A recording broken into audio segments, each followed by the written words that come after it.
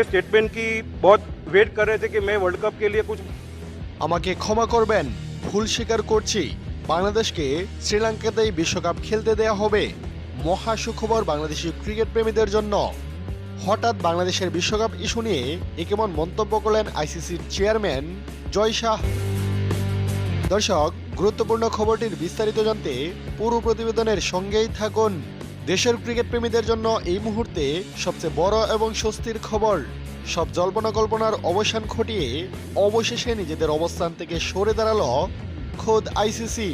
আসন্ন টি-20 বিশ্বকাপে লাল সবুজের প্রতিনিধিদের অংশগ্রহণ নিয়ে যে অনিশ্চয়তা তৈরি হয়েছিল তার ইতি ঘটল এক নাটকীয় মোড়ে। নিরাপত্তা ইস্যুতে ভারতের মাটিতে বিশ্বকাপ খেলতে অনীহা জানিয়েছিল Bangladesh cricket board BCB. Venue পরিবর্তনের দাবি জানানো হলেও শুরুতে আইসিসি তাতে কর্ণপাত করেননি, বরং এক পর্যায়ে শোনা যায় বাংলাদেশের বিকল্প হিসেবে স্কটল্যান্ডকে খেলানোর সিদ্ধান্ত নেয় ক্রিকেটের সর্বোচ্চ নিয়ন্ত্রক সংস্থা। তবে এই সিদ্ধান্তে উত্তাল হয়ে ওঠে ক্রিকেট বিশ্ব।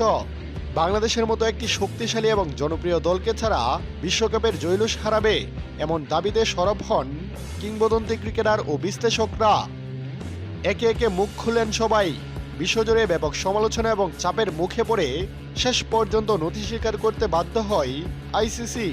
আইসিসির বর্তমান চেয়ারম্যান জয় শাহ এক জরুরি সংবাদ বিজ্ঞপ্তিতে জানিয়েছেন, বাংলাদেশের বিশ্বকাপ ক্রিকেট ভক্তদের আবেগ এবং বিসিবির যৌক্তিক দাবিকে সম্মান জানিয়ে আইসিসি সিদ্ধান্ত নিয়েছে বাংলাদেশের সব ম্যাচ অনুষ্ঠিত হবে এবার শ্রীলঙ্কার মাটিতেই। ইতোমধ্যে আইসিসির পক্ষ থেকে আনুষ্ঠানিকভাবে বিসিবিকে এই সুখবর জানানো হয়েছে বলে জানানো হয়।